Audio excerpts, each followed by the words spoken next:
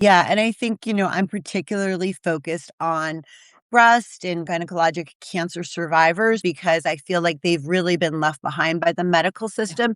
And what you says is sex becomes a time of fear. I have had young survivors tell me they're just like happy to have the lights off and they kind of grin and bear it.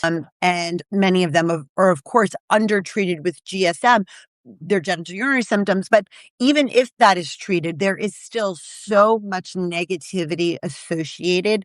And I think they forget how to, really be intimate because of all the trauma from their medical diagnosis. It's not just cancer. I think you probably see this a lot with patients with complicated endometriosis, other, complicated pelvic and GYN issues. So can you tell us about eSense and why you developed Yeah. it and why it's like important? I think it's because it's very accessible, because not Yeah. everybody can get to or find a sex therapist or someone Got who it. is able to help them. So tell us about that.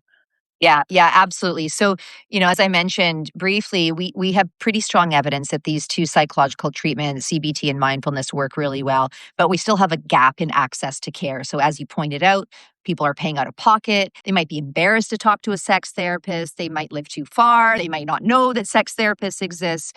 And so we developed eSense as a digital tool that is intended to really mimic what it would look like if a woman were to see a qualified, evidence based sex therapist